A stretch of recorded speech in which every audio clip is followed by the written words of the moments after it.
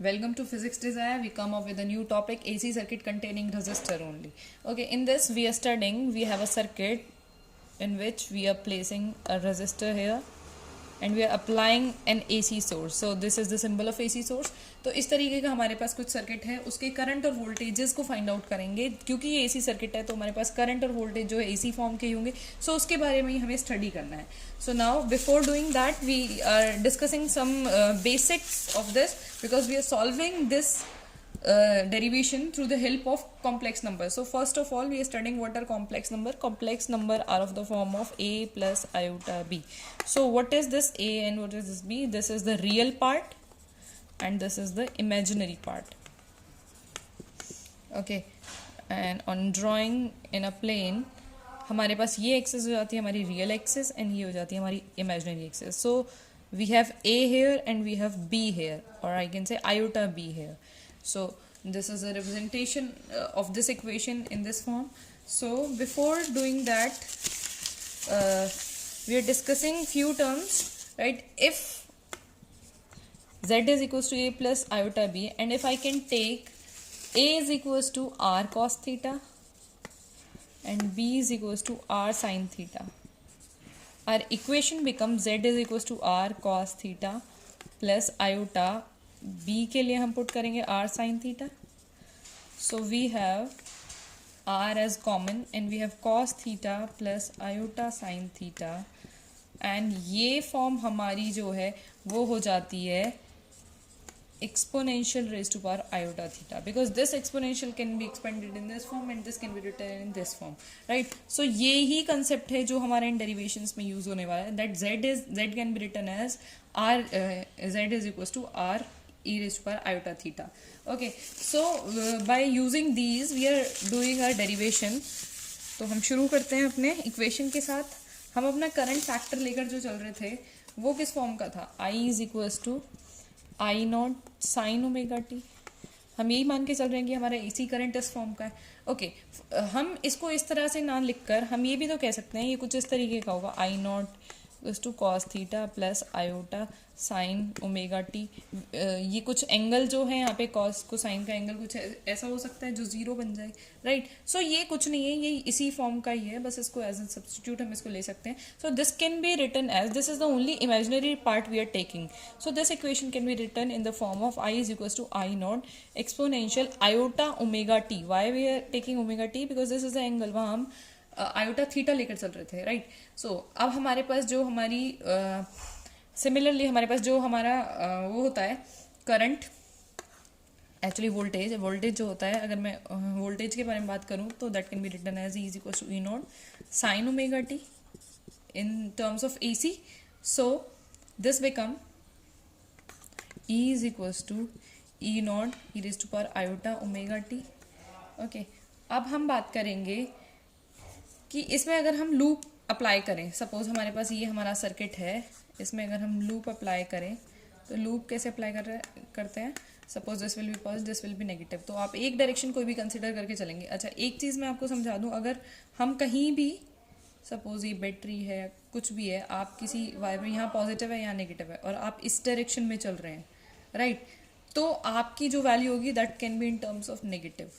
अगर आप यहाँ नेगेटिव है यहाँ पॉजिटिव है, आप इस तरफ चल रहे हैं, मतलब आप नेगेटिव टू पॉजिटिव जा रहे हैं, then your value can be taken as positive. मतलब क्रैम्प करने का तरीका, इस कंसेप्ट को अगर आप याद रखेंगे ना तो आपके सारे आधी इलेक्ट्रॉनिक्स सॉल्व हो जाती है. एक्चुअली पॉजिटिव टू नेगेटिव अगर हम मूव कर रहे हैं then the sign becomes negative over the value.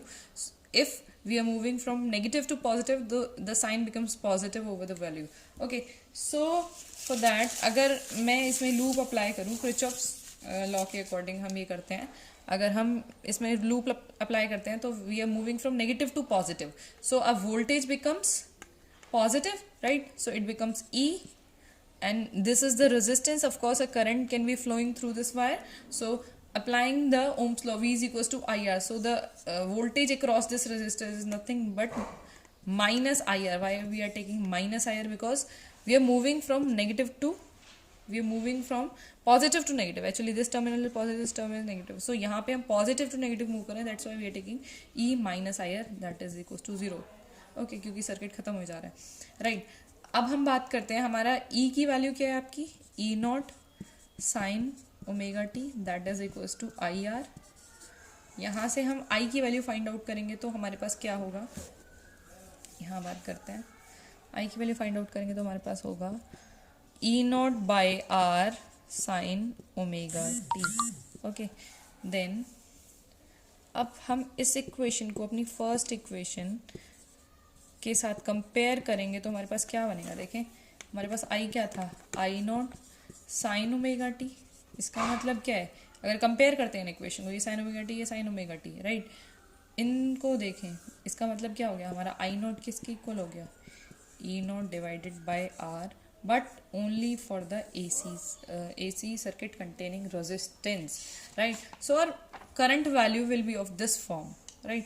इसमें हम एक चीज़ कह सकते हैं कि हमारी सारी चीज़ें सेम है, बस हमारा जो है मैग्नीट्यूड जो है वो करंट का मैग्नीट्यूड जो है इन टर्म्स ऑफ वोल्टेज हमारा क्या हो जाएगा, E naught by R. So this is about this topic. अगर हम इसका ग्राफ ड्रॉ करना चाहें, क्योंकि हमारे पास आई नॉट क्या है हमारा, I is equals to E naught by R sine omega t, और हमारे पास ई था हमारा E naught sine omega T.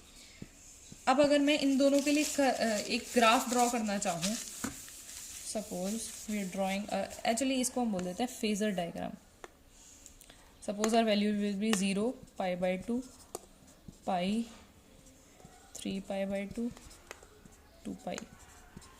Okay, so अगर इन दोनों इक्वेशन में देखा जाए तो I is equal to E naught by R sine omega t, अगर मैं ओमेगा टी की वैल्यू जो है वो 0 ले लेती हूँ तो sine 0 is are 0, so the graph for current will be starting from here. And अगर मैं ओमेगा टी की वैल्यू ले लेती हूँ, देखो इसको अगर हम बहुत ध्यान से, ये अगर एक बार बनाना आ गया ना तो आप बहुत कुछ चीज़ें सीख जाएंगे। I is equal to I naught sine omega T, या मैं इसको लिख सकती हूँ ई नॉट बाय आर, अभी हमने डेरिवेशन से निकाला है, and E is equals to E naught sine omega T. आप देखेंगे साइन ओमेगा टी कैसे वेरी करेगा, साइन ओमेगा टी वेरी करेगा अगर हमारा ओमेगा टी जो है 0 हुआ, एंगल 0 हुआ तो साइन ओमेगा टी 0। अगर हमारा एंगल पाई बाई 2 हुआ तो sine pi by 2 is nothing but 1, पाई हुआ तो 0, ऐसे 3 पाई बाई 2 हुआ तो -1, मतलब आर वैल्यू चेंजेस। तो देखिए ग्राफ ड्रॉ करेंगे, sign omega T 0, omega T 0, sign omega T 0। अगर साइन ओमेगा टी 0 तो हमारा करंट 0, राइट, तो करंट वाला ग्राफ यहाँ से शुरू होगा। अब पहुँचते पाई बाई 2 पे, पाई बाई 2 पे हमारे साइन ओमेगा टी की वैल्यू क्या है 1, तो वी आर ड्रॉइंग हेयर 1, यहाँ तक 1 वैल्यू पहुँच गई आपकी। ओके, या मैं कह दूँ यहाँ ई नॉट बाय आर, ये फैक्टर बन गया 1, so I is equal to E naught by some R, right. So our value is this. Similarly अगर मैं पाई पे बात करूँ तो ये 0 हो जाएगा, क्योंकि हमारे एंगल की वैल्यू पाई है, उस पर हमारा साइन ओमेगा टी 0 है। सिमिलरली अगर मैं 3 पाई बाई 2 पे कहूँ तो हमारी वैल्यू जो है वो -1 हो जाती है, तो this will become like that, 2 पाई पे फिर से 0, सो graph will move like that. Okay, but this is for the current only. अगर मैं बात करूँ तो ये मेरे करंट के लिए है, ये करंट के लिए हमने ग्राफ ड्रॉ किया। अगर मैं वोल्टेज के लिए करूँ तो क्या होगा, अब आप देखो यहाँ कुछ भी चेंज नहीं है, ग्राफ इसी तरीके का आने वाला है, क्योंकि यहाँ पे भी साइन ओमेगा टी है, तो हमारा जो है एंगल जो है इसी तरीके से वेरी करेंगे जैसे हमारा करंट के लिए करेंगे।